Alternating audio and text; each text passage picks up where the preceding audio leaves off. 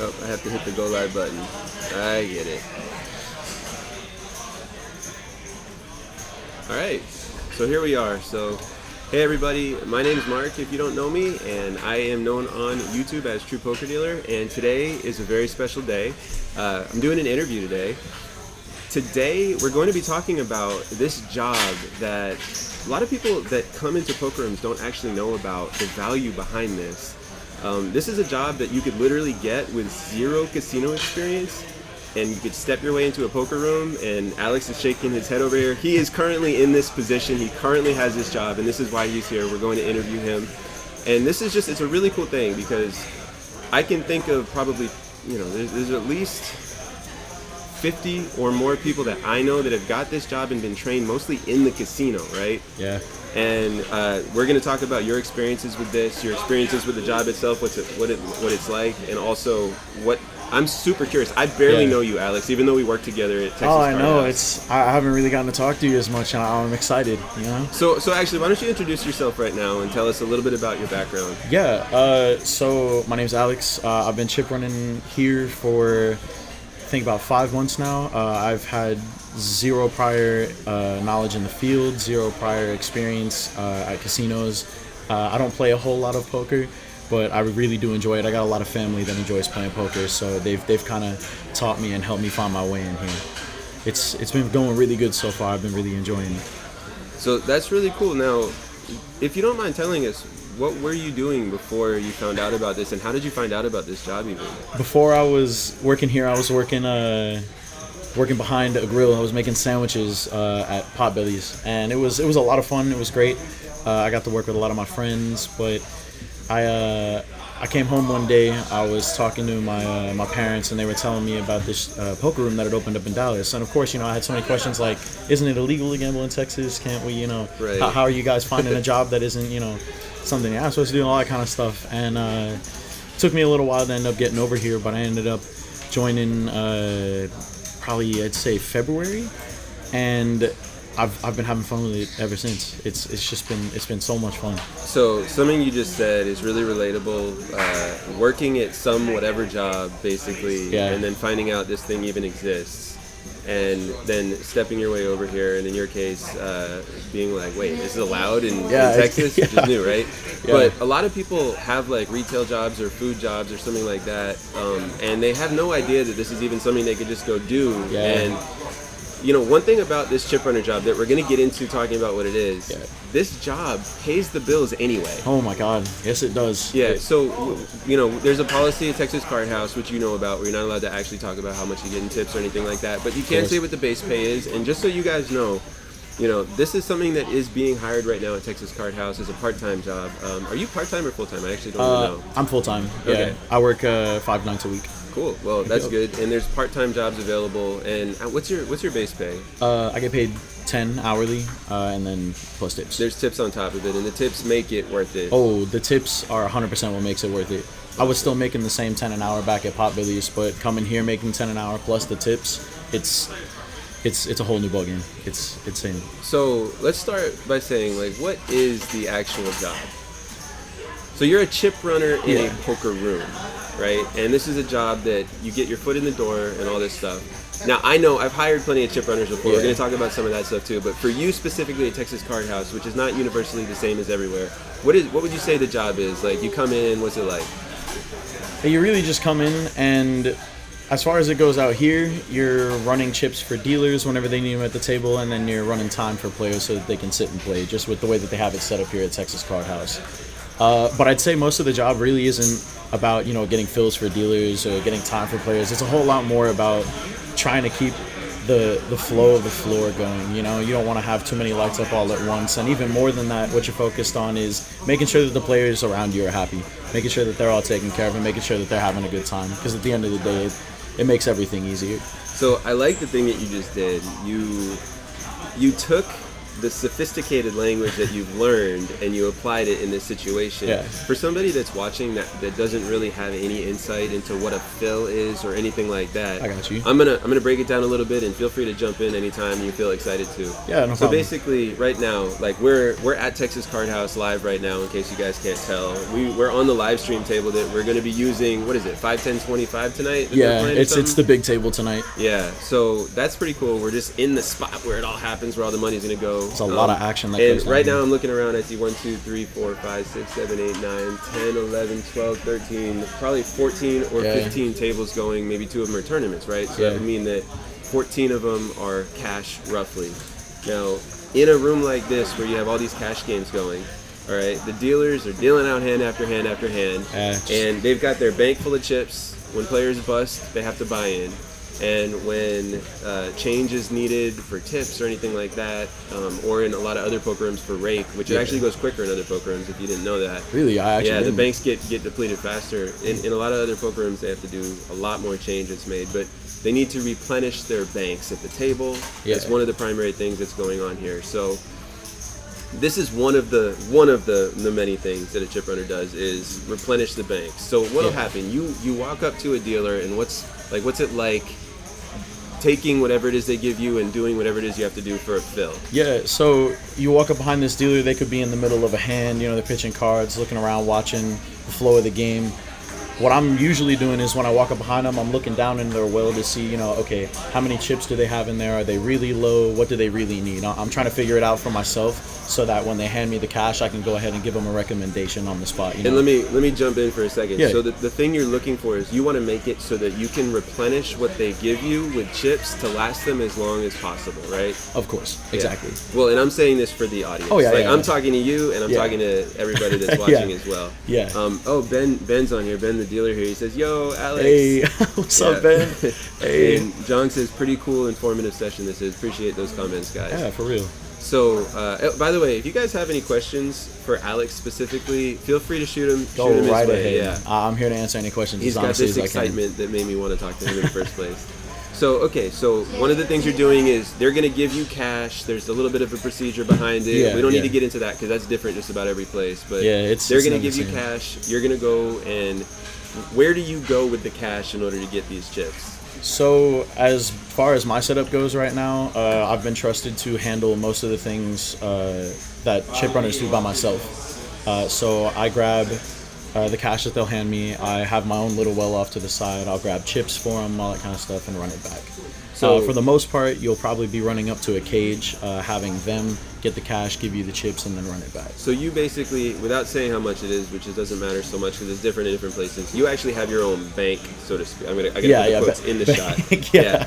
You have your own bank, and that bank of chips is something you go to that's like you can have a direct line of access to it, no waiting in line in a cashier or anything like that. It's so nice. I went from waiting in lines for cage, behind players who were trying to cash out, other dealers who were trying to, color up the chips that they have, players who are, buying chips as well to go sit down.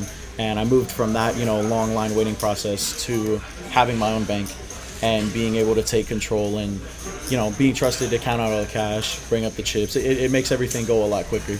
Yeah, it's actually really nice when, so anytime for you guys, anytime there's a new poker room that opens, which Texas Card House is relatively new in Dallas, it comes with improvements over time. There's no avoiding that. Even if you have an experienced staff, there's improvements that come over time, and one of them, we have a cashier here, and this place is so busy all the time that it's tough to get into that cashier. So all the time. They created the enhancement of giving you your own access to chips, which is phenomenal. I'm really happy that they did that. It is amazing.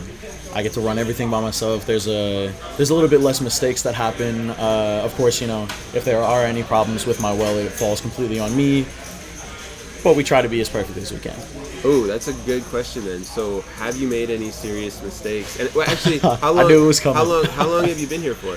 I've been here for 5 months now.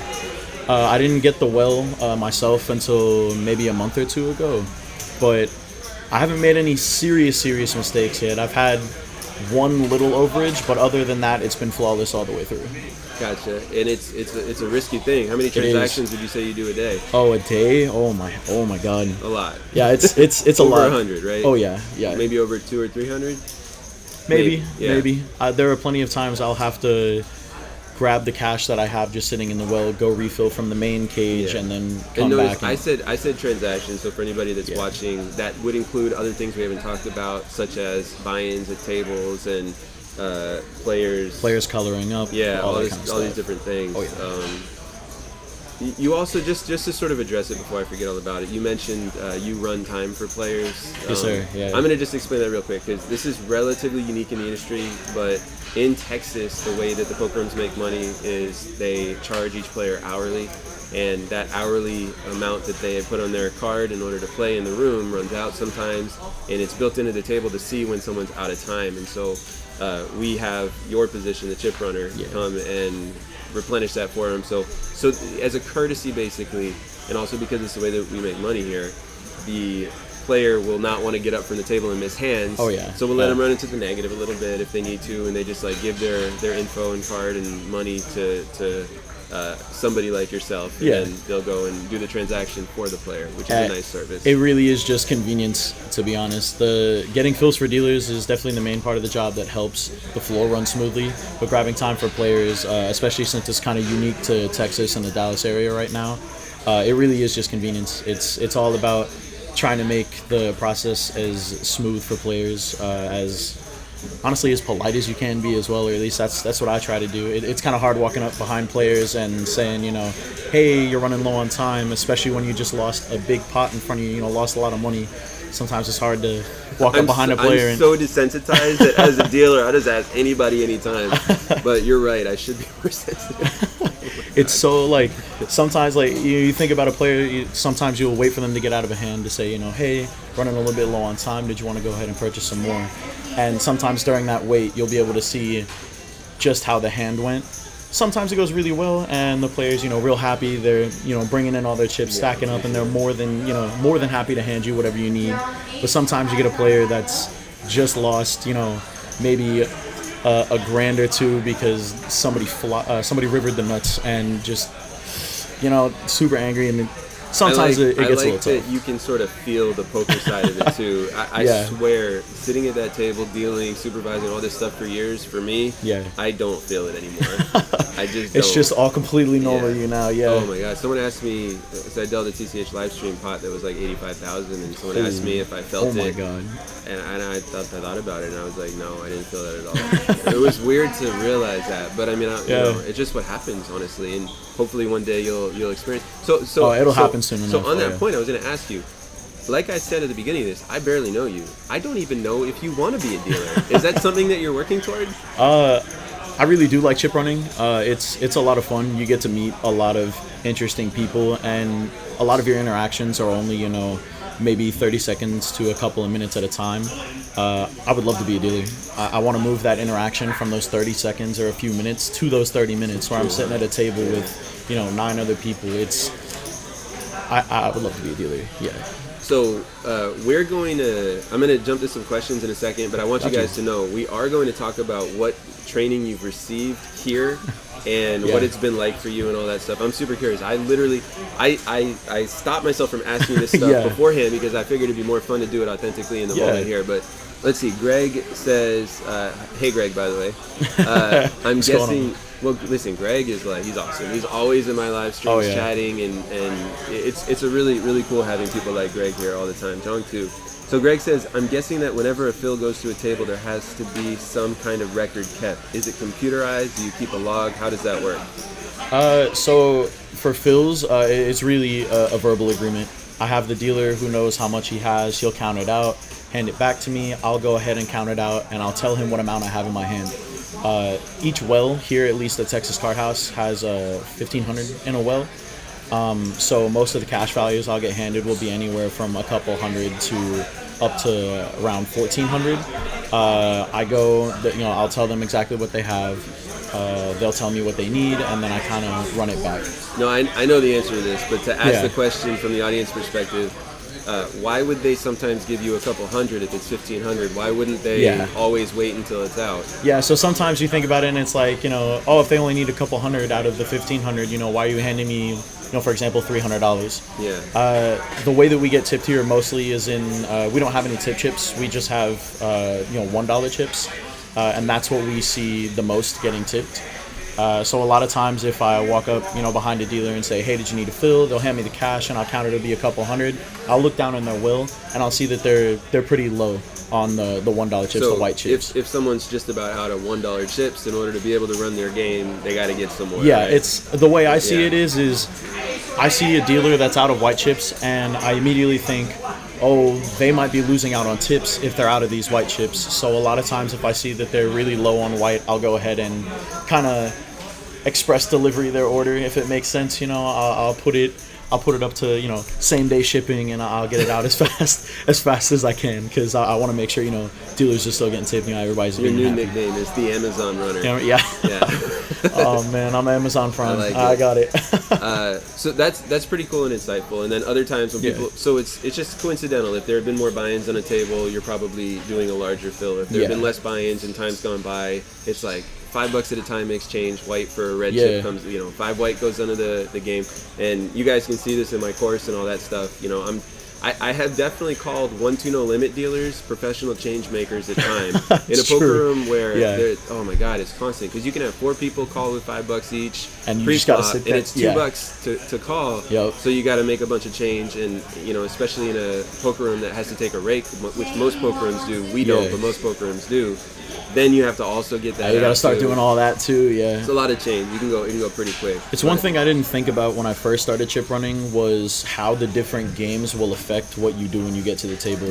Because purchasing time for players, of course, that's a little bit more central to the Texas area. But for the fills, you will end up having to grab more of the white chips or the tip chips for a 1-2 game versus a 2-5 or like a 1-2-5 PLO. Something like that.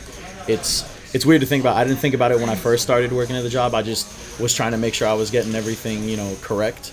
But now that I've been here for a little bit, it's little things I've started to pick up and notice. And how long did it take you to get comfortable at the job? It really only took me, I'd say, a couple of weeks to get comfortable with the system and running it, and it took me probably another couple weeks to perfect it with what I had. And of course, as you were talking about with the natural advancements that a poker house will have, it comes with changes. Like I was saying, I didn't always have the well. I didn't always have numbers to run my own time.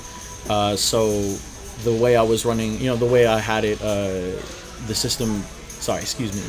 The way I was running it before is a little bit different than what it is now.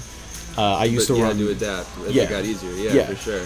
So the part of that question there was, do you keep a log? Is it computerized? I swear I've seen you with a note, or no, you don't use a notepad, but some chip runners do. But like, I've seen you go to 6 different tables before you take the stuff back. Remember what everything is and then come back. I get this question a lot from like dealers, from floors, from cage. A lot of the players ask me this question too, because they'll see me. I'll have a bunch of different stuff all in my hands, and they're like, "How do you remember all this?" And a lot of times I just don't know how to respond, because I don't know. I usually go one table at a time and I'll grab everything. I'll grab players' checks, if they need chips, fills for dealers, time, and then I'll just go and run it. It all kind of, I don't know, it just fits for me. I have seen it where other chip runners will kind of walk around with a little sticky notes, which is actually a great way to start out in learning, is to write a few things down, make sure you're getting everything correct. But yeah, it's not that we really have like a log or it's computerized or anything like that. It's more so it gets checked on when something messes up. So I was telling you this earlier before we started, but I didn't say this in the live stream yet. So I have auditioned like over 1,000 dealers. Easily, hired hundreds of them, and actually recently I probably auditioned even more than that. And a lot of the people who are close get chip runner jobs for me sometimes when I've done that in different poker rooms that I've worked at. And it's been a really interesting experience thinking about, like, because I watch the people that they hire here, and I'm like, I do the process in my head of, oh, I wonder what they saw in this person. Yeah. We're gonna play a little game of Did You Know at the end of this interview, toward the end, and you can answer and have some fun with it. I'm excited. But yeah, so like I've never been a chip runner myself. The poker room that I started in didn't have that because it was a 3-table poker room when I happened to start, and the floor handled all that stuff. So I did sort of do it in the sense that I was a floor in that room at one point, but it wasn't your main job. Yeah, basically this is kind of cool for me because I'm getting to know you right now, and also this is a totally different system, and this is the first time I've ever used Poker Atlas for what it's worth. Yeah, same. I mean, so I wanted to just sort of share that with the audience so that they know that like this is a job that there's a lot that actually goes into hiring a person into this position, so that you guys can sort of know what to think about. But one thing we didn't cover is, I keep pointing over here, how do you know when a table needs a fill? So the way that we have it set up, all the dealers have little tablets built into the tables, just so I can see, times. I can see, everybody can see everything. That's how they sign in, the players on the table, all that kind of stuff. They've got buttons to call a few different people over. They've got one for me, the chip runner.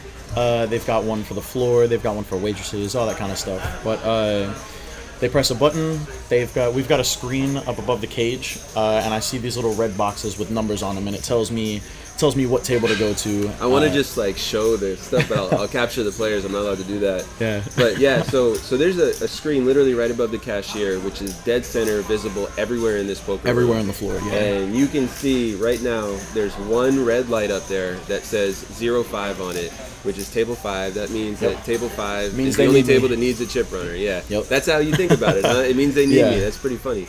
And now it's gone, so that means that they just turned it off. Yeah. But I've looked up there on a busy day with 20 tables, and I'm not judging you when I see this. It's okay. I've seen like probably 12, 13 of those numbers up there before. I've seen it get bad enough to have 2 rows. Like I've never seen the second row before. It's pretty funny. It is crazy. Sometimes it gets really, really busy, and I don't know. You look like a person like me. I like work that gets done. I take pride in my work. So when I see a lot of lights on, to me, I think about, I need to, I need to punch in an overtime. I need to go. I'm trying to get all these lights off so that it can look nice and clean. Is that how it feels? When the lights are on, you got to shut them off? Yeah. And the only way to shut them off is to fulfill what the table needs? Oh, yeah. It's exactly what it is. And by the way, he goes up to the table and asks them, hey, what do you need, right? Now, sometimes you don't have to nowadays because you can look at the Poker Atlas and see who is low on time. Oh, that's what they asked for. Yeah. Or you can look in the bank and see how much money's in there and you figure it out. But when you're new, you can ask the dealer if you need to. You did mention, by the way, it's about 2 weeks to get comfortable at this. Yeah, it's really not. The learning curve on this job isn't crazy high. It's a fairly easy job. But at the same time, you have the ability to sort of up your game and outperform, and when you do that, you are going to get tipped more by people. It's 110% true. It really is. A lot of people, at least in my experience here at Texas Card House, dealers, floors, and a lot of the players all see you work hard. Yeah, they do. They notice it and they reward it. Yeah. One thing I wanted to touch on, talking about the TV up above the cage, it's visible everywhere. It's something that I find myself looking at probably every 10 seconds. It's just a quick little, I'll be waiting at a table with a fill, or waiting for a player, trying to buy him some time, and I'll be constantly looking back up at the TV to see what other lights are on, have any more come on, has the last table turned off their light, so there's not another chip runner or whoever's on brush. So what do you do when a dealer forgets to turn their light off after you've already serviced their table? So usually I'll go back, because sometimes they leave their light on because maybe I missed something, maybe they needed a fill, or maybe they didn't need a fill before and then now they need a fill, or maybe another player got low enough on their time while I was gone to need me again.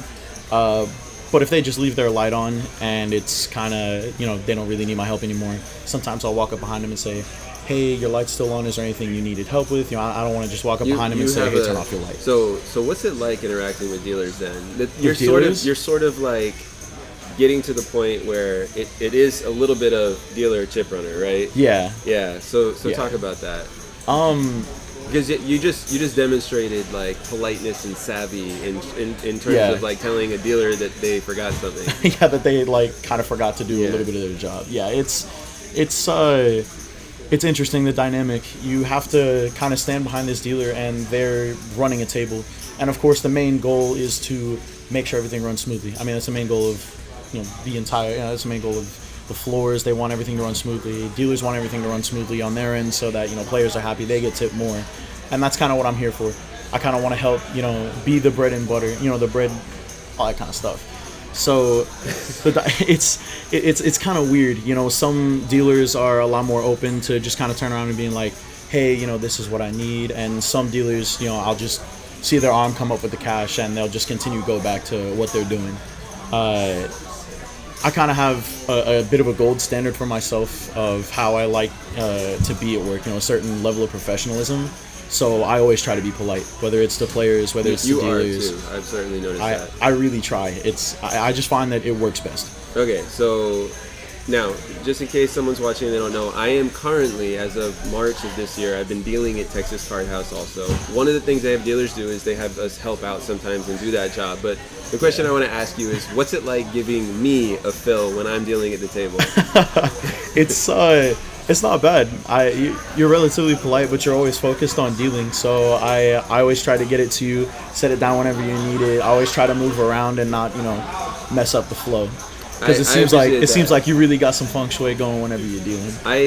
I am pretty locked in when I'm dealing. I was actually saying this the other day to somebody, like when I'm doing stuff on YouTube, I'm super authentic and it's easy to be because I can just totally embrace whatever it is I'm doing right now. Yeah. But when I'm on a poker table, I taught myself how to deal in a way that was very multitasky and my brain's occupied. Yeah. And I have to remind myself that I can chill sometimes. Yeah. And I teach people. I've supervised more and shift managed more than I've dealt. Yeah. I've still dealt for a few years combined, but it's been scattered and stuff. But it's pretty funny. That is a very accurate description of me. I'm much more locked in than a lot of dealers. And it's very true. I've had people that come up to me that know me through True Poker Dealer that start chatting with me, and the conversation dies way quicker than I want it to. But that's because I'm locked in. But yeah, I'm working on that. It's always tough. I always try to be polite, and sometimes that politeness gets in the way of kind of relaxing and realizing, oh, this player's just kind of messing with me, and I'm just they do that I can all go the and, time. Oh too. yeah. Oh, it's all the time. They have so much fun with that. Oh, it's do great. It with us too.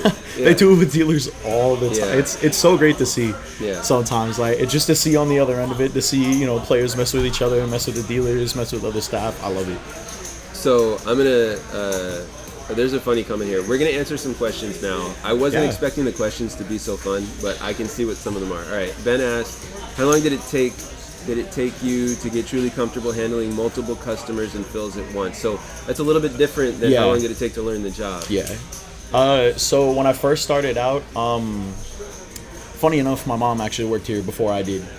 She was a chip runner, and I don't know if you ever worked with her. Her name was Audine. She's 5 foot on a good day. I think she might have been here the first couple days I was here, and that was it. Yeah. Yeah, she didn't work here for very long, but she ran chip running. She was the one that kind of trained me a little bit, not on site, but just back home. She had this little clipboard, and one side of it was a bunch of papers for fills, and one side of it was a bunch of papers for time. Yeah. And I thought to myself, I've never been in this field before. Maybe this will really work. And the first day, I came in, I started using it, and I realized that it was just a little too slow. So I kind of put that on the back burner, and I started taking one table at a time. I started grabbing everything at one table. I grabbed the fill, I grabbed the time, I grabbed any of the players' checks, any of the random stuff that they might need. And I just started doing one table at a time. And slowly I started getting, 2 tables, 3 tables, 4 tables, and just really started getting it all done. How long until you became a boss? I'd say it probably took me, I'd say rough boss status, probably 2 months. It was months. And then for real, had it down, probably 3 months. I like it. Yeah. I'm going to jump to the next comment. Cheryl says, hello, Marc.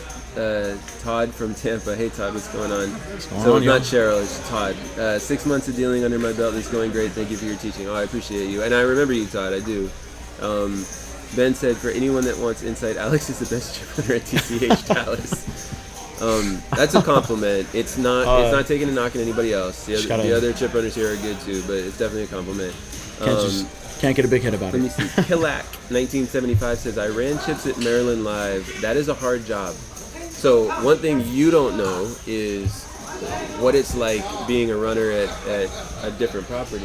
Hey, we're live right now. You want to come say hi? What's going Yeah, on? well, All right. Yeah, you're actually in it. There we go. Leon, Come on. the manager, Leon. Yeah. So that's really funny. I don't know what it's like running chips at Maryland Live, but I do know that the different properties, sometimes the pay can be different and the demand can be different for what you need to do. Have you ever actually worked the front and been on the mic at all? You're talking about running the floor and... So we call not. that position the host or the person running the mic or taking signups and stuff. There are some places where you have to do both jobs if you're a chip runner. Oh, really? Yeah, you do both. I'm not going to lie. I would love it. I would like absolutely love it. It would be so much fun. I see we have the hostesses that work up in the front, and they usually pull one of them to come work and, run the mic, get players to their seats and whatnot. I would love it. Well, if you ever have downtime, I would say I'm not trying to change your position at all. So this would be something to ask Leon, who just popped his head in. But maybe he'd be cool with you doing it at times, so that it'd be fantastic, having fun. But that is a part of it. Also, a lot of the times the chip runners at different properties have to do cleaning duties where they have to spray down a lot of tables. They have to. Especially with COVID, that's been a big part of it. They have to push carts around or take their cart of chips and wheel it to different locations throughout. And it can be quite a process getting started and getting set up with that too. I remember, the dealer Jazz. She was, we called it a brush at the room, but it was a chip runner, same position. Basically, she run the front. I used to tell her, "Hey, can you do everything for me?" when I was supervising. It was just sort of like that, like you guys. It's just kind of how it is. My experience as a supervisor working with chip runners has been, I usually get to know them really well. Would you say that's how it is here too? Oh yeah, no, especially now that I have my own setup right in the front. I handle most of my transactions right next to most of our supervisors. Whereas before I was going up the cage and then running up to the front to grab the time. Now I do everything on my own. I've gotten to know a lot of the floors very well. It's pretty cool, right? Yeah, like Declan, Nick. Oh my God, Nick! I love him. He's great. He's such a character. Like Nick is a character. He's great. I've gotten to know Victor, Leon, Chris, Tom, everybody. I've gotten to know a lot of our big floors here, and it's been a lot of fun. I like it. Let's see. Let me jump. I'm gonna knock out the rest of these questions. Let's get some more questions. I'm ready. Greg says, in terms of cash games, what does TCH Dallas offer? I play 1-2 and 1-3 no limit. So I can answer that pretty quickly. We have 1-2 no limit here. It plays a little bit bigger. It plays more like a 500 max buy-in 2-5, even though it's a 300 max. Yeah. We also have the 2-5, which plays more like a 5-10. 100%. And there's a lot of those games that come. There's no 1-3 here. We used to have a version of 1-3 that was dealer's choice. Now they just made that 1-2-5. We also have 1-2 PLO, which is a $5 minimum call, and let me see, 1-2 Big O high-low, which they call Congress here, which is 5-card high-low pot limit. And we get other games sporadically, like 5-10 pot limit, 5-5 pot limit. Every now we get 5-5 PLO every now and then. Yeah. The live stream nights we get 5-10, 25, and then the game sticks around afterwards. That's no limit. Those games are crazy. Oh my God. No, I actually just learned how to play PLO in Congress earlier today. Today? Yeah, I was hanging out with my brother Max, and he's a dealer here. He was showing me how it all worked, and I'm finally starting to understand it a little bit more. Oh my gosh. Oh. It's not as bad as you think once you get used to it. Yeah, trying to figure out low and high and when it comes in and how your hand can... Oh, my. One of the biggest rules about Congress that I couldn't... You have to play 2 cards. You can't just play 1 card out of your hand. You have to play 2 cards. Yep. Oh, yeah. There's a game called Hideaway that's a part of the dealer's choice. I've seen that. Where it actually messed me up in my head because, at a dealer's choice game here, I'll be dealing hand after hand of either double board, Congress, or something like that, where it's a high-low game and there's 5 cards per player and 2 play and 3 on the board, like you just said. Yeah. And then you get to play Hideaway, and the player gets 3 cards and they can use all 3 to make a hand. And I'm used to they'll play double board like that. And I'm like, even me, I'm just like racking my brain to be like, wait, it's 3 cards. Yeah, you're like, what am I supposed to do? Yeah. Yeah. It's I don't know if you've seen that one yet. I think that's the number one table that scares me the most about learning how to deal is dealer's choice and playing stuff like regret, like hideaway, like the double board variations, all of that stuff. It's I could see spooky. that. I'm getting a message right now that says YouTube's not receiving enough video to maintain smooth streaming. I'm curious if that's.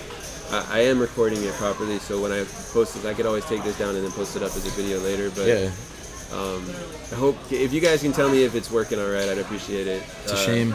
We need YouTube to step up their game. No, I think it might be the internet that I'm using. The internet? Yeah, Of it might course be it is. my internet that I'm using. Oh, of course it is. That's No, I'm running a hotspot right now. Oh, I got you. I got you. But that's because of the thing that you're thinking I was saying. Yeah, it's that's one of the struggles I Girl- have here is the internet. Oh. Hit Girl says, I love when everyone's calling the $2 with $5 chips and someone raises the 5 just to make it easy on me.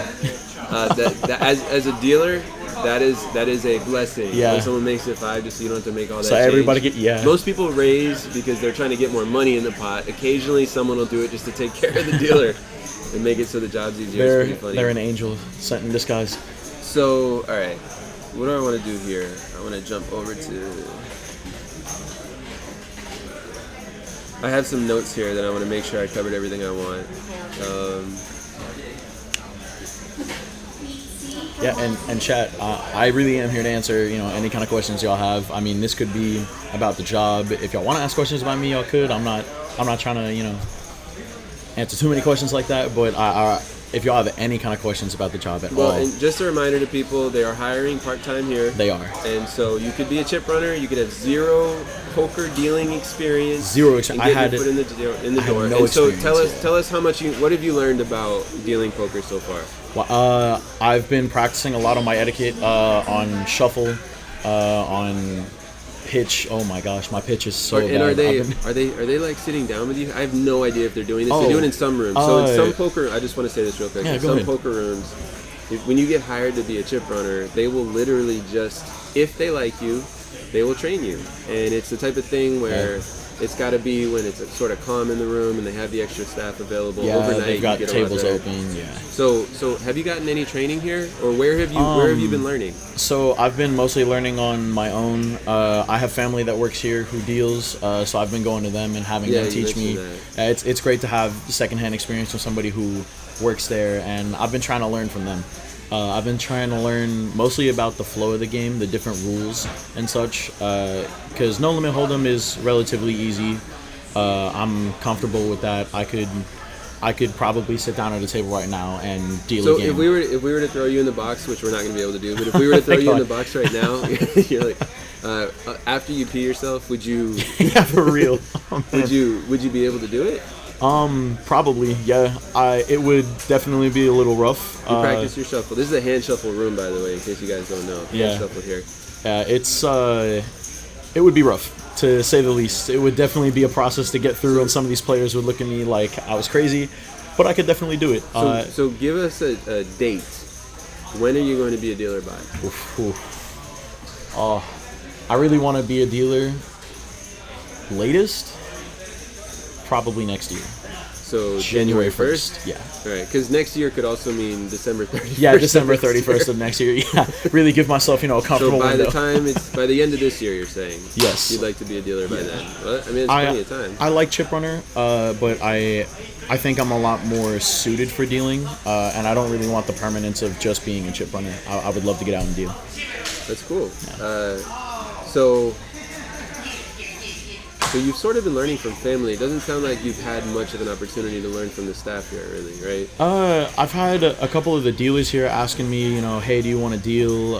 I actually, just earlier today, we have another dealer here who was coming in on his off time helping out somebody else who had just passed their audition, and he asked me if I wanted to sit down for a little while, until I got here, if I wanted, any help with training, if he had any questions, anything like that. And it was really nice. There are definitely a couple of dealers here that have offered, sit down and teach me a little bit. But I don't think I've had any proper offer from Texas Card House to be trained. And in their defense, what shift do you work, by the way? What time are you here? I work nights pretty much exclusively. What's your actual start time? Yeah. Yeah, I work 8 p.m. to 4 a.m. Gotcha. Yeah, it's our busy times. Yeah. Oh, so it is really busy, even at 3 and 4 at night? Yeah, the only day that's not really that busy, I'd say, is Monday and Sunday. Sundays are still a little bit hectic, but Monday is usually pretty slow. So at 4 o'clock, how many games are going here?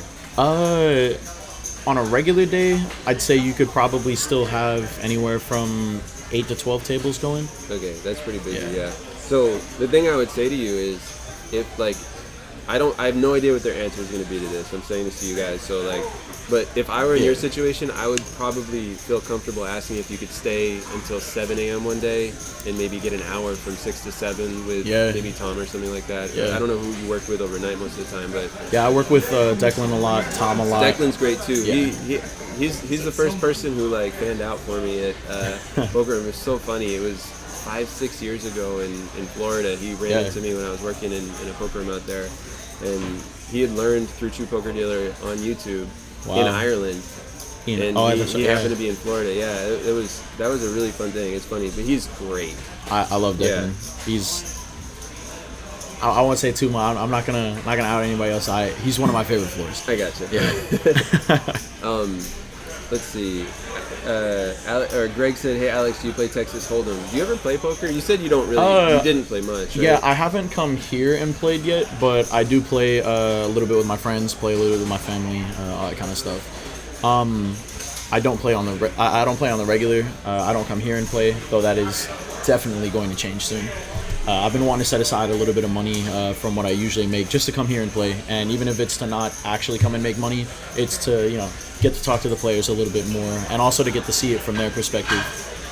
It's one thing to get good at the job from your own perspective, but you won't really know how it looks until you're in the opposite seat. Right. Until, you're sitting down in the chair and you have a chip runner come up to you while you're in the middle of a hand and ask you if you want to purchase a time. I know, right? Yeah. That's going to be funny to flip the script on that. Oh, it's going to be great. I can't wait to be sitting down and have one of these chip runners come up to me and ask me for time. I'm going to go off on them. It's going to be great. Well, you're going to have a high expectation on them in the beginning. Yeah. Don't. You gotta be cool with people. I gotta relax. Can't have everybody run it. By the way, I think it's worth mentioning that you get tipped by the players, and there's also a tip out that you share as well, right? Yes, sir. Yeah, so it's pretty good. You can absolutely pay your bills, take your time, get yourself comfortable in a poker room, and whenever you end up becoming a dealer, you end up becoming a dealer.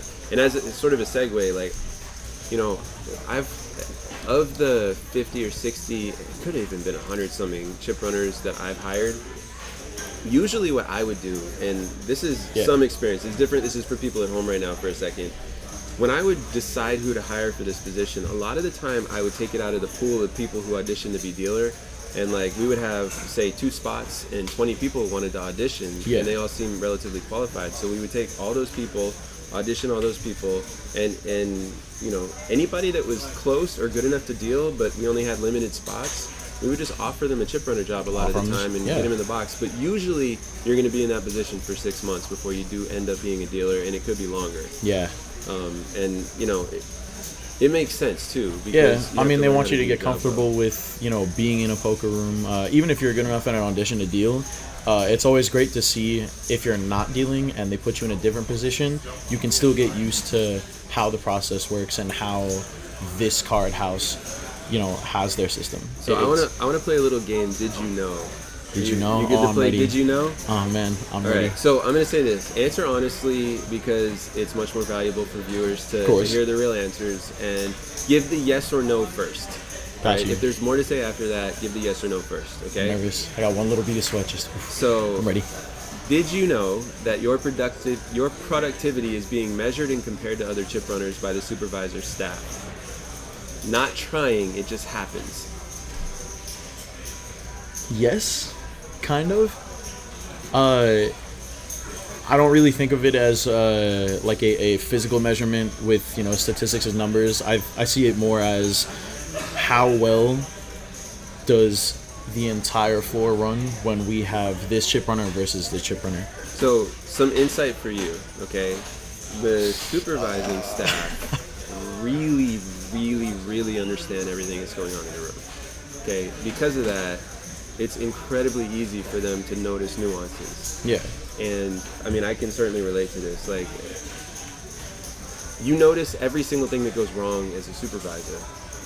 You notice every single thing that goes right or smoothly or faster than what you're used to, and you're always measuring the people in the chip runner positions. Why? Because they're on their feet, they're running around, they're interacting. By the way, if you're going to be a chip runner, you gotta be on your feet all day. I heavily recommend soles, like inserts for your shoes. Get some really comfortable shoes as well. It's a job if you For real, yeah. If you aren't ready to be on your feet all the time for the entire shift, it's going to be rough. I made the mistake once of hiring somebody that was a very big gentleman for that job, and it was just impossible for him. He quit after 2 days. Yeah, it can get you really tired really quick. That's one thing I can be thankful for my past jobs for doing, is just having me on my feet, constantly moving all the time, because I got here and it wasn't much different. That makes sense, actually. Yeah, you were sort of trained for that. It's sort of what it's like being a supervisor, too, for anyone that's thinking about being a supervisor. When I did it, it was just on my feet all day, all day, all day.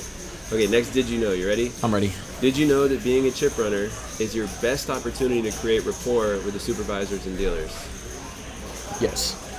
Good. Honestly, yes. Yeah. One thing that always stood out to me when I was a floor, I would always make friends with the chip runners that were good. the good ones. Here's what it is. Yeah. Here everybody seems pretty good, but I mean, what ends up happening is you have lots of little interactions, and what I would start to do with people, and I'm curious if they do this here, is I would ask the chip runners to do extra little stuff here or there that would give them little bits of experience with what's going on around them, and also get stuff done that's nice to have done that otherwise might not be done. What are some of the things you've been asked to do that are outside of what you would consider the job? So to call back a little bit earlier to what you were saying, for the brush position, there are plenty of times where I do have to clean, take out trash, stuff like that. But there will be a lot of times I will have my hands full and I'll be called to a table and they'll ask me random questions like, or players will ask me random questions, hey, can you put me on the waiting list? Are there any tables, or is there any seats open on this table? What table is this game? Or what game is at this table? I'll get asked a bunch of different stuff. From Cage, every now and then I'll get asked to have a floor come over, help them out. They'll need racks, so I'll go and get them racks. I've had waitresses ask me, it's only been like once or twice, but they'll, need to take a break or something, and they'll ask me to go around and, ask if anybody needs drinks. It's kind of amusing. That's literally what that chip runner position is, though. It's a filler in for anything's needed. Everything. What have the supervisors asked you to do? Anything come to mind? I've almost been asked to deal. That was scary. I had to. That's gonna happen one day. Yeah, it's going to 100%. If you got an emergency or something, they put someone there instead of no one there. Honestly, yeah. I've had dealers ask me to rack up chips for players and cash them out. I've had or not dealers, but supervisors, of course. I've had. Wait, is that when they get kicked out? Well, I mean that happens every now and then, and yes. Sometimes the players will have something else that they're doing, and they just need to get the chips off the table so that they can fill it with another person. Long waiting list. They want people to sit on the tables, so sometimes I'll cash them out. But I haven't had anything too extreme yet from a floor or from the supervisors. I would literally ask chip runners, like, okay, this would be like a random thing would come to my attention on a property. All right, I need you to go outside and see what these two people are doing, like something random like that, and I get like a full report. Have them go out there. I can't always leave the gaming area. I need you to go spy on these two people outside. It's great. I'm being serious. I would ask the chip runner to do something random like that. It's amazing. There's lots of funny stories. Changing TVs is something I would ask chip runners to do. Yeah, I get asked that question a lot. Players ask me, hey, can you have the floors, change this to this channel? So I'll have to go up, and then floors have, supervisors have me walk out to the TV while they're trying to change it and tell me, oh, is it working now? No, it's not working. Is it working now? Oh, it's not working.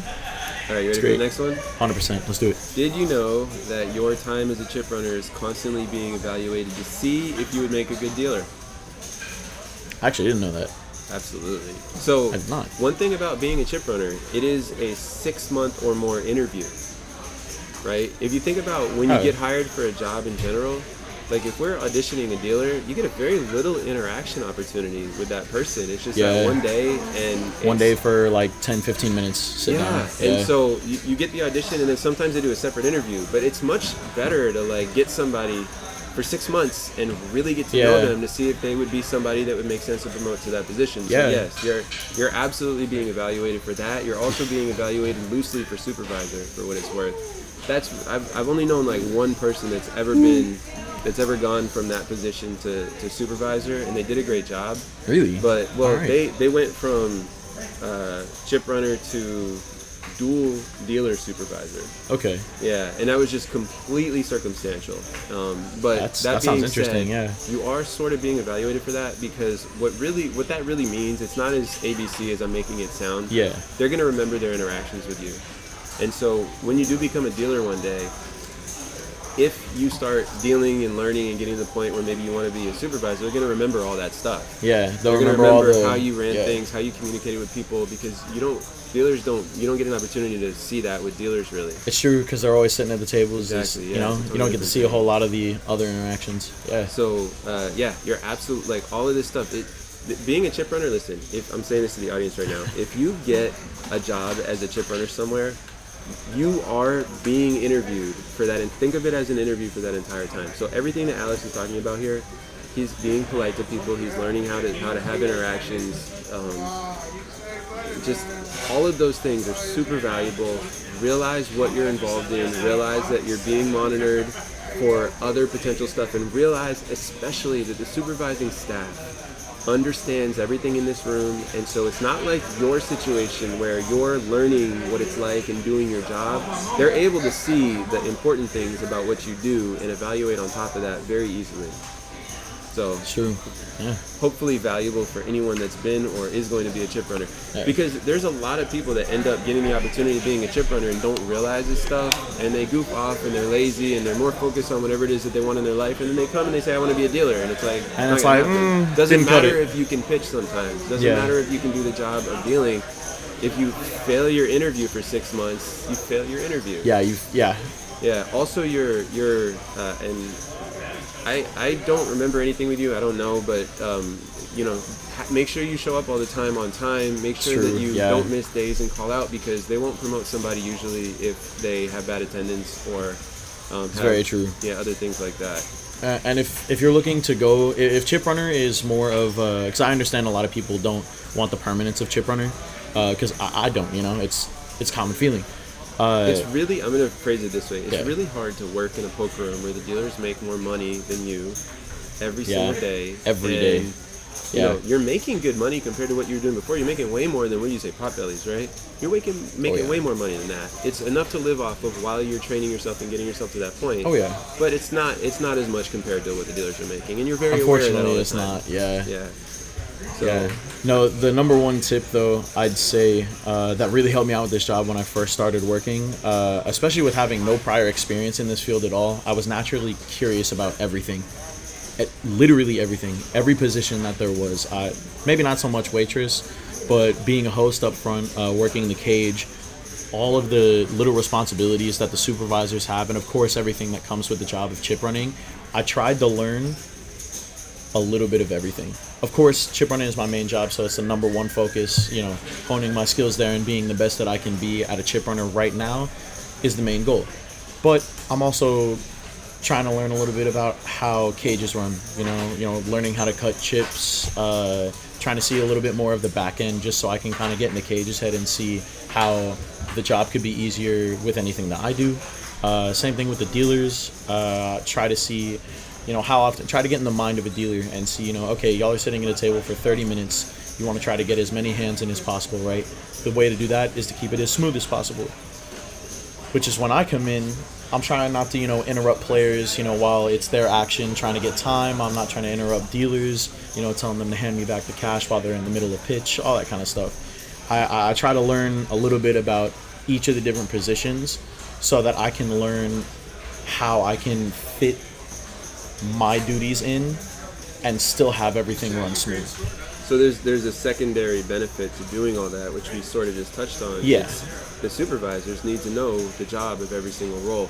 I would actually say to you, if opportunities come up, and you did mention that you work at busy times, okay, it's easier to do this when you're working at not as busy times, Yeah, but a if little bit opportunities come up where you can actually learn the cage job, actually learn the host job, actually learn and these are names that are for Texas Card House, these aren't what it's called everywhere, but if you can actually learn, how to deal, and you can actually learn how to run the front and all these different things, you could be a supervisor much more easily. It's way less training. It's much easier to hire you over somebody else because you're coming partially trained. Yeah. So that's just the type of thing that I was talking about. What's up? We're doing a live stream on YouTube. Yeah, right now. What's going on, man? People are really friendly here, for what it's worth. Yeah. So let's see. All right, next one. You ready? I'm ready. Did you know that the break room is an excellent place to learn about dealing and supervising, and the majority of the time, dealers and floors on break are happy to answer literally anything on the job? Yes, it's 100% true. You never get the same group of people in a break room, and it's always great to go in there because there's a lot of stuff that I don't know about dealing. Especially when I first got here, there was a lot of things, back end that I had never thought about. I'd only thought, okay, dealer's sitting at a table, he's dealing cards. I didn't think about any of the etiquette that comes with being a dealer, anything about it was a lot of stuff, and you can go in there, you can sit down, joke around with them, have some fun, and if you do have any questions, they, at least in my experience, more likely than not, are more than happy to sit down and explain to you, like, this is how this works, this is why we do this. I ask dealers all the time about stuff, and they're very open to just explaining. It's great. That's great because it's such a resource to take advantage of. How many breaks do you get, by the way, during a shift? I know it's funny, but I'm really curious what it's like for you. So I know what it's like in rooms that I've run, but I don't know what it's like here. Yeah. So for me, I don't really ever sit down and take a full 30. Maybe sometimes if I order some food because I didn't eat before I came, I'll sit down and maybe eat, 15, 20 minutes. But for the most part, my breaks come when there aren't any lights on, which some nights are plentiful, some nights are very, very rare. Just to clarify, do they give you a 30 and you just choose not to do it, or is it sort of like frowned upon? Or actually, let me say this too. Yeah. I know that when there's lights on, there's opportunities for you to make money too, right? Yeah. And you want to try to make as much money as possible. What's the biggest tip you've ever got, by the way? That's okay to say. Yeah. Biggest tip I ever got. You're not talking about how much you get overall or anything like that. Yeah, it was. He's probably one of my favorite regulars. I haven't seen him in a while. I actually miss him a little bit, but I ended up getting a few Greenbirds. I ended up getting and Greenbirds here at Texas Card House is 25. Yeah, fist bump on that. Yeah, right.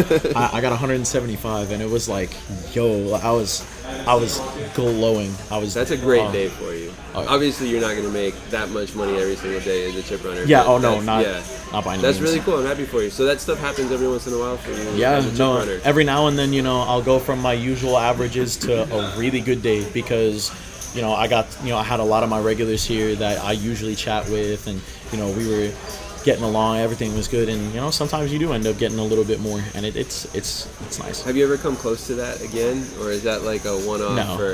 I figured I had to say that so that people didn't think like once a week he's getting like 100 something at once. Yeah, it's more like I have like my usual average, right, and then there's like the a little bit above average. Gee, I wonder why he misses this guy. Yeah, there's the good days, and then there's this day. It was great. It was a lot of fun. That's really cool. Oh yeah, that's what it's like being a dealer sometimes too. You'll just get hit with like a bomb tip out of nowhere. Yeah, and you're like, whoa. You just push somebody, a couple grand, and they just decide to bless you, and it's amazing. Yeah, exactly. All right.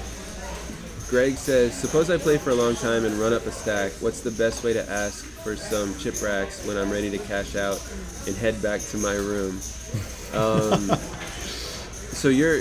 So I think he's saying like, how do you want to be called? How do you want? Yeah, if a player wants your attention, what do you want? Do you want them to like do this, or do you want? Wow. My feelings are getting put on the line. I feel so How do you so want special. How do you want somebody to get your attention? I think I know the answer, and I'm going to suggest it if you don't say it, but I'm curious what you say. For the most part, if I really don't have anything in my hands, or if I'm just kind of walking over to a table, I don't really mind somebody just calling my name, like, hey, Alex, I was going to say, I'll kind of turn and my name, right? Yeah. Get the person's name and use it. Yeah, Yeah. 100%. Every now and then I'll get, Chip, or, I'll have, a dealer call me over and all that kind of stuff. But, yeah, it feels a lot better when somebody calls me by my name instead of just saying, hey, Chip, like, come do this for me. And it's like, hey, Alex, I need a couple racks. Yeah, thank you for that question, Greg. Also, I'm gonna mention, that's a fantastic question. If you don't know the name of the chip runner, ask the dealer to call the chip runner. Yeah, right. You can even ask the dealer what the name is. Yeah. Exactly. Yeah. Yeah. I mean, very, very useful to know. Yeah, I've seen and heard that happen a few times. The player will ask the dealer, "Hey, what's this person's name?" Whether they're asking for any member of the staff, and it's just that little extra step of politeness and kindness, and it actually goes a long way. Do you find yourself, when there's 6 lights on, do you find yourself checking out the tables quickly to see which one needs it more quickly? No, which is kind of, it feels Honest weird to say, no, but it's fine. Well, because you can keep up with it. Yeah, is the real answer. Yeah, why. Kind of. Yeah, the way that I go about it is whoever has their light on first. It really is first come first serve. How can you tell? So the first light will stay first in queue. So it stays and on the left. Lights, yeah, it'll stay to the left, and every other table that turns on a light will just show up. That's a valuable thing for, the system is built that way, which is great. Oh, it's amazing. So if I ask the dealer something like, who's the chip runner on duty, that'd be good? That's perfect, yeah.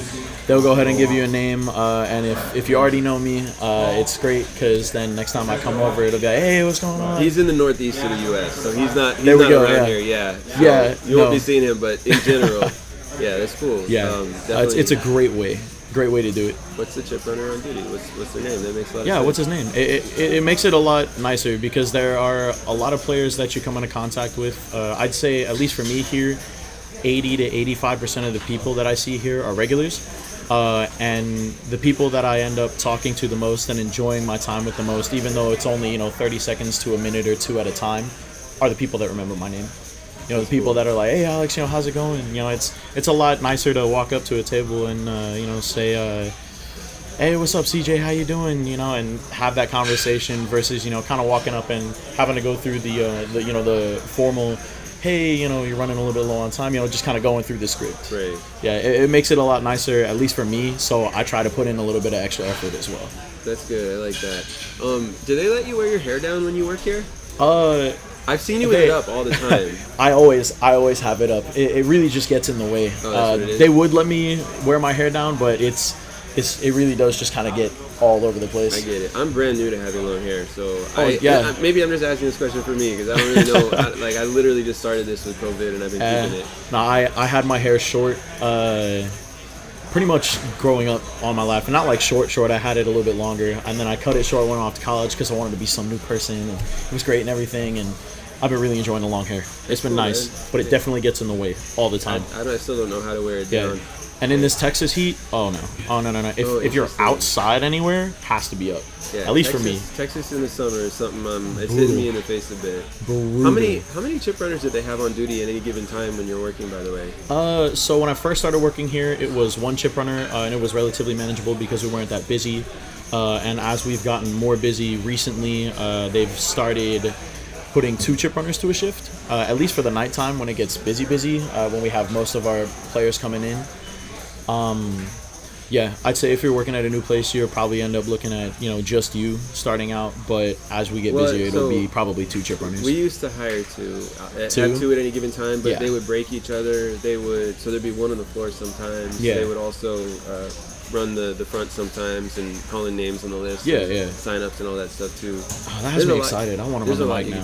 I mean, look, I promised Victor when I came here I wasn't going to start messing with this stuff unless he wanted me to, But, I mean, it's definitely possible. By the way, just so you guys know, starting out as a chip runner, you can get yourself to absolutely any position. A long time ago, the GM, Victor, at Texas Card House Dallas, I hired him as a chip runner, and it was because he did a dealing audition, and there was someone he was good, but there was someone that was more experienced as a dealer. We gave them the job and hired him as a chip runner so that he'd become a dealer later. Yeah. And he went and worked his way all the way up, and he's run multiple rooms now, and he's a GM at Texas Card House Dallas, and like literally, there's nothing wrong with starting as a chip runner in the industry. People do it all the time. Oh yeah. Thousands of people, I am not exaggerating, have started as this position or one of the other names that it gets called at different poker rooms. Yeah. It's the same thing though. I was gonna say, I'm sure it's got plenty of different names. Yeah. So it's, I mean, I hope that that's encouraging to anybody that's thinking about it, because you can literally exit this life that you're in where you're making $10 an hour, like you said, at some job. Yeah. And this is like everywhere, and you can get yourself right in the door. Now, I tell people on YouTube all the time, you can take my course for $50 a month right on YouTube and learn to be a poker dealer. And I haven't talked to you about this. Yeah. I don't try to push it on anybody, and I don't actually think we'll do a did you know this sort of funny. And I think the answer is no, but I'm curious. Did you know who I was before we did this interview? I did not know who you were. I knew that you were a dealer here, and I also knew that you had a YouTube channel where you did teach people. But I hadn't known you like before this. Not really. I got you. So you sort of knew that there was something on YouTube, but it was Yeah. like something on YouTube because I you knew- got a brother, you said, that Yeah. deals here. So Yeah, I knew you it's had easy presence. to I learn. knew that you had, you had some foothold, at least in this field, especially when it comes to making content and training people. But I did not know.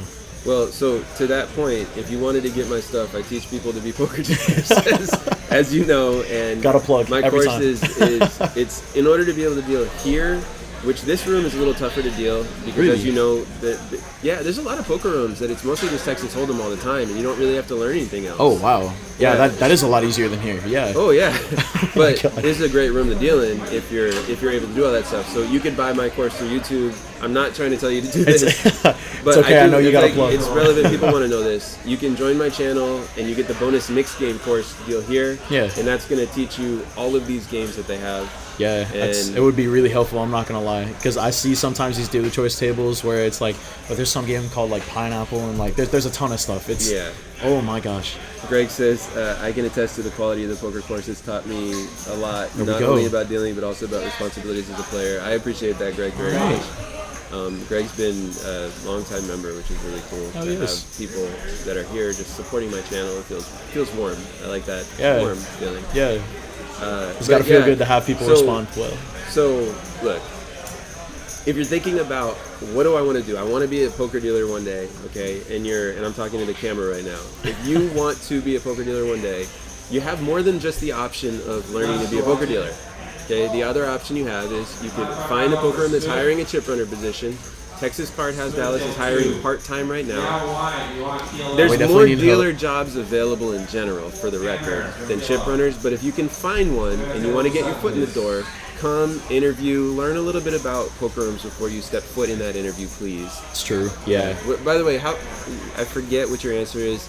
How much did you know about poker rooms before you stepped foot in the door for that interview? It was just, you said your mom worked here as a chip runner. Yeah. Was that it? Well, no, you said your brother's a dealer. Yeah, my brother, he was working in the cage at the time. Now he's a dealer. That's My what you stepdad is also a dealer here, and they both got on here back in October when we opened up. Okay. And were they new to the industry back then? No. So, They've been playing cards for a very long time. It's a passion of theirs. So I swear this information is going to stick in my brain. I swear. I asked you the same question 3 times already. it's okay. But, well, I mean, this is a great way to get in, is the point, right? It is. The thumbnail that I built for this, the road to the easy the road to road, being a poker dealer is real, is the point.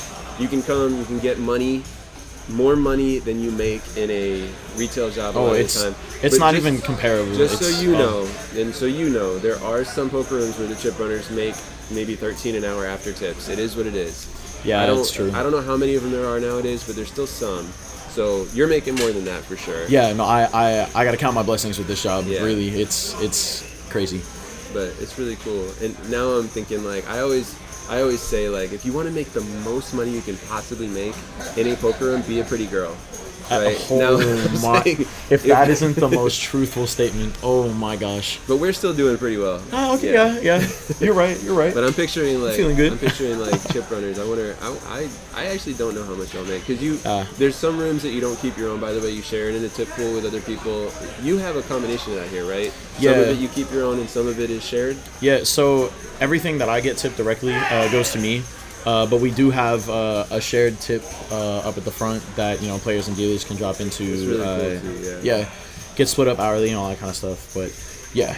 Greg says, "I promise you, Mark and Alex, I'll come to Dallas and hopefully one or both of you might deal to me." Oh, that's a good point. That's true. Alex might be a dealer by then. Hey, who knows? Who knows? Yeah, would be very nice. Greg, you're gonna want to play 1-2 no limit here. You're gonna love it. I promise you. Absolutely gonna love it. The action here is crazy. People. I swear I've never seen people want to look at a flop more in my life. It is so crazy. So I've been around 1-2 no limit across the country. I've been around 1-2 no limit. I worked in it with Florida a lot. And one of the biggest differences here in terms of what you see in these games, there's not really promotions here that much right now. And so most of the people that are trying to play these games, they're used to these like underground home games in Texas where you buy in real deep because they want to get as much money on the table as possible so they can break it. We don't do that here, but they still buy in pretty deep here. Most people are sitting with 300 of these games instead of $60 or $50 like you see in some places. And nobody here is like grinding out small pots for promotions. They're all trying to stack other people like fully. Oh yeah. And it's pretty cool. It's a lot of fun. I've watched people ship $2,000, $3,000 pots in 1-2 no limit here, and it's pretty interesting to watch. Greg says, how much does TCH charge for time?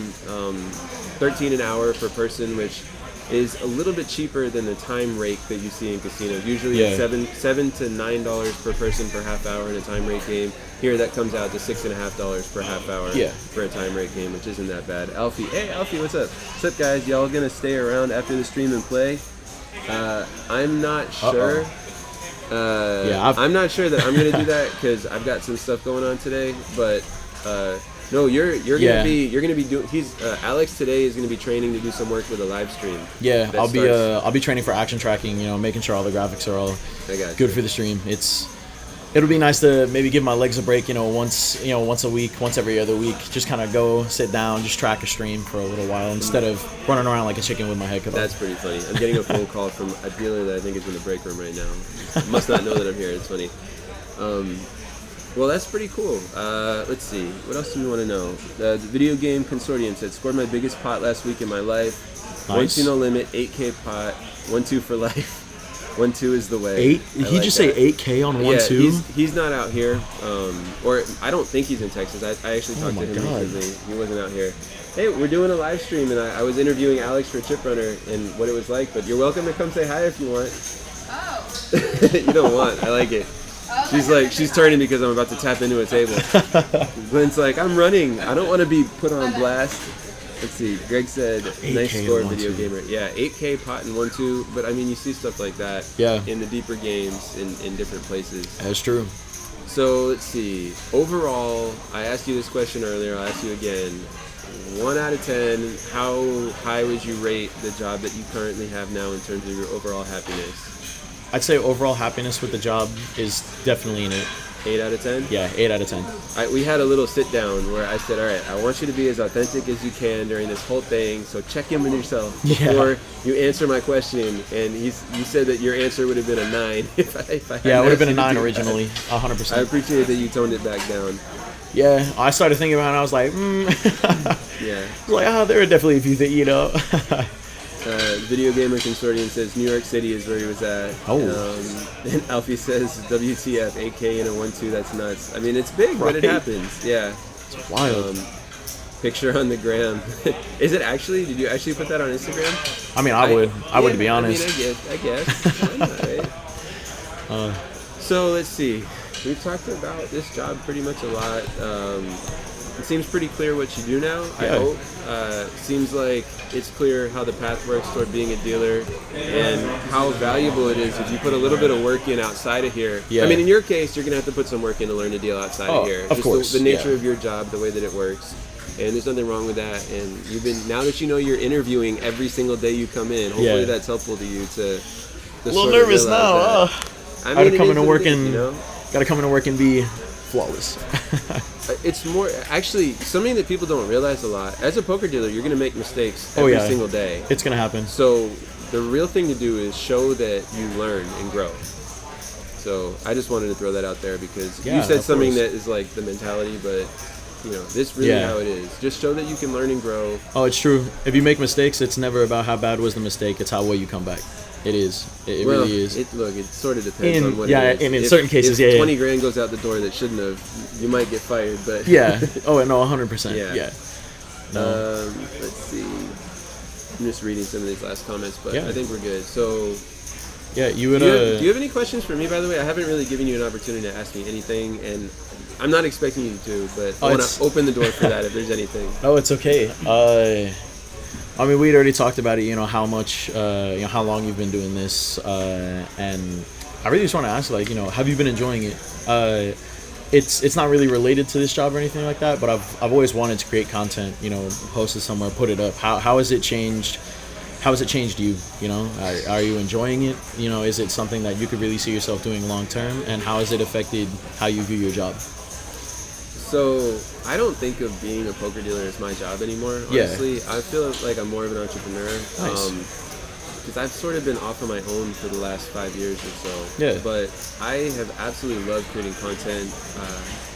When I first created this channel in 2012, I did it, and I say this all the time, but I haven't told you, I did it because I was a shift manager at the time, constantly retraining the dealers we'd already hired, and I just wanted that resource to be available so that I could point people somewhere to go in order to get them their touch-ups. Yeah. And it worked, but it ended up becoming a part of the entire industry where poker dealer schools send people to that stuff for the mechanics on YouTube. Yeah. And the things that happened after that are the things that just blew me away. I had no idea. Somebody flew me out to Malta, my wife, my kid, for a consulting thing. Wow. Like, I met the person who helped me the most learning marketing as an entrepreneur because they reached out to me through this. Yeah, that's awesome. Basically the thing that happened is once I started creating content, and I urge anybody to create content. Do it, 100%. Yeah, like you start meeting the right people in life when you start doing the things that you want to be doing. And YouTube is really nice because you don't have to be as professional. People are fine with amateur-ish stuff. Yeah.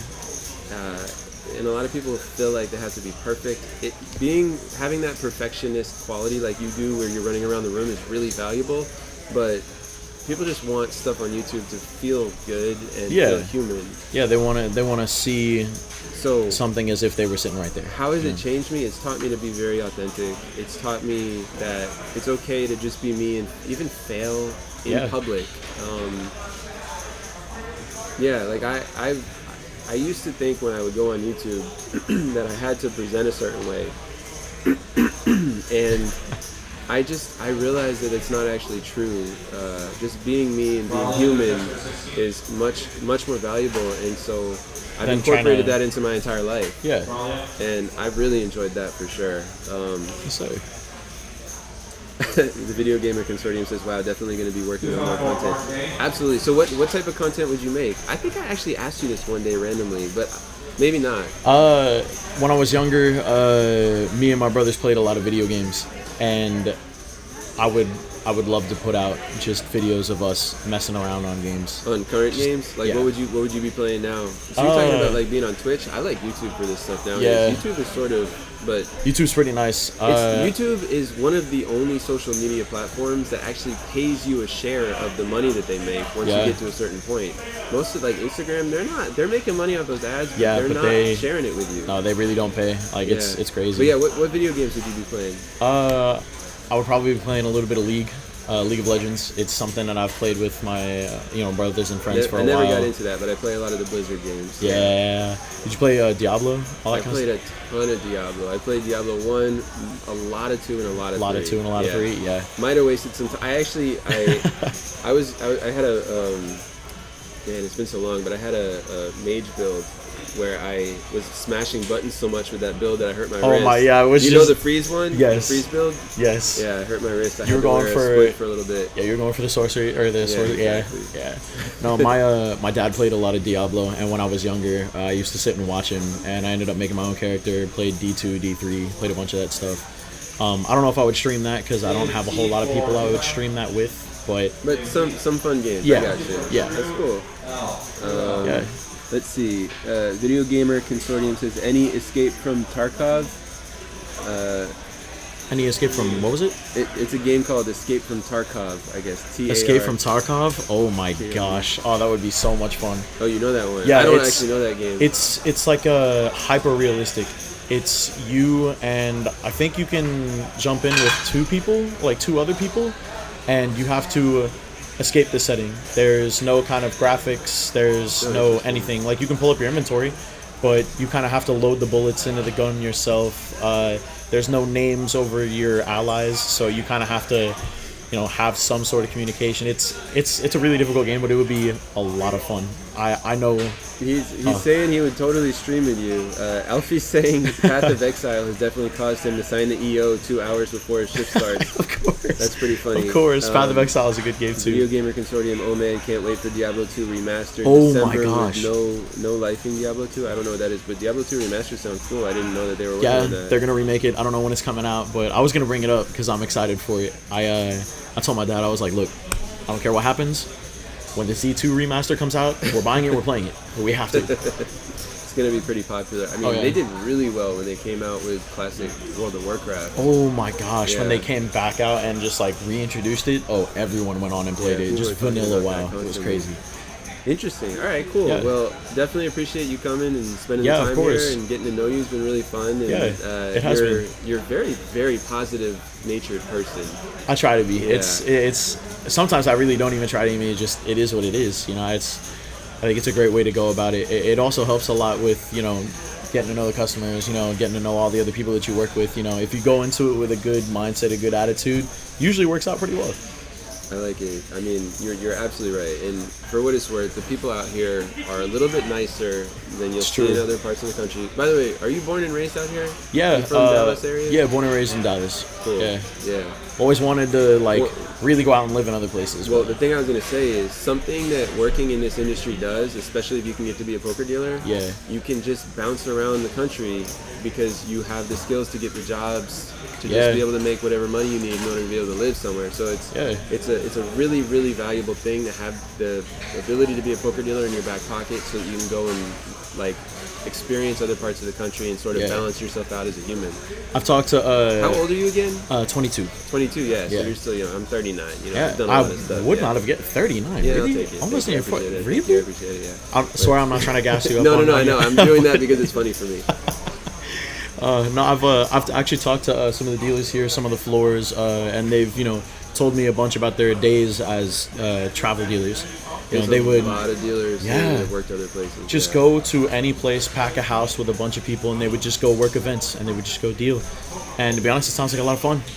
I don't know how much I would enjoy sleeping on the floor or a couch, but I think it'd be the cool. thing that you're describing is being a part of the circuit. The thing I'm talking about is there's 15 to 20 poker rooms in Florida. There's 10 of them in Arizona. There's a bunch of them in California. There's a bunch of them in Washington State. There's a bunch of them in the Northeast and Massachusetts. And, it's the job security of being able to go to any of those places. And you could go and you get a job in one of those, stay for a year, experience the place, go to the next one. Go to a new one, Yeah, you get to actually experience different parts of the country. So I didn't even think about that. Well, I'm telling you and you, I gotta let the viewers know at home. It's one of the coolest things. I've lived in all 4 corners of the U.S. now at different times. The only place I didn't work in casinos. Well, actually, I didn't work in I'm from the Northeast, but it's been fascinating, just experiencing a lot of places. And now I'm in the middle. I haven't lived in the middle before now. Now I'm in the middle. How's it going so far? It's really cool here. I hate being cold. It's not cold in Dallas, that's for sure. Even though they had this cold spell, it doesn't count. Doesn't even come close. The people here are really nice. I do miss the ocean because I'm coming from Miami. Yeah. So it was really cool out there, but Galveston's. It's all right. What's Galveston? I don't even know what that means. So the county? it's an island out on the Gulf. It's what direction? I'd say maybe southeast, southwest of Houston. The beach isn't the most beautiful beach, but I've got a lot of family. Shout out to all of them, by the way.